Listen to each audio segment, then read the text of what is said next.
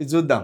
MP Renuka చౌదరికి privilege నోటీసులు. పార్లమెంట్లో కుక్క వివాదంపై జారీ చేసిన కమిటీ 23లోగా వివరణ ఇవ్వాలని ఆదేశం.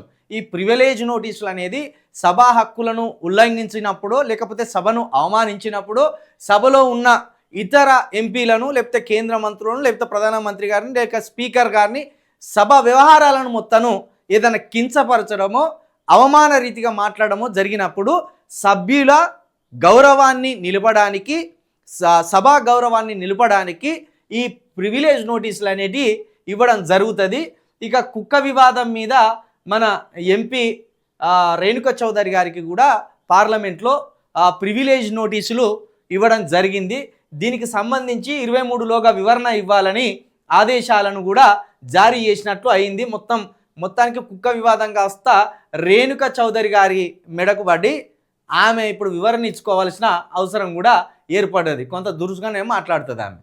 గతంలో కూడా ఏమన్నది, అవును విజయవాడ అంటే కమ్మవారిదే, కొండపైన అమ్మవారు, కొండ కింద కమ్మవారు అన్నది ఆమె. మొత్తం ఆమెదే విజయవాడ అన్నట్టు మాట్లాడింది. అది ఒక్కటే విషయం కాదు, బొచ్చడు మాట్లాడుతుంది అటువంటి ఆమె నోటికి మొక్కాలే. అసలు ఎట్లా చూస్తారు తెలుసా ఇటువంటి వాళ్ళకి, మన రేణుక చౌదరి లాంటి వాళ్ళు ఇతరులను చాలా అద్మానంగా చూస్తారు. అసలు మరి ఇటువంటి వాళ్ళని ఎట్లా గెలిపిస్తానులో, వీళ్ళని ఎట్లా రాజ్యసభ పంపుతానులో, వీళ్ళని ఎట్లా లోకసభకు పంపుతానులో అర్థం కాని పరిస్థితి ఉంటుంది. మనోళ్ళకు బుద్ధి లేక చేస్తారా ఇటువంటి వాళ్ళని అర్థం కాదు.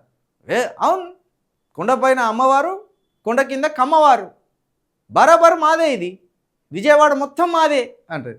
తిప్పి కొడతాం, విజయవాడ మొత్తం 1% 2% ఉంటారు. మరి ఆమె అటువంటి మాటలు మాట్లాడుతుంది.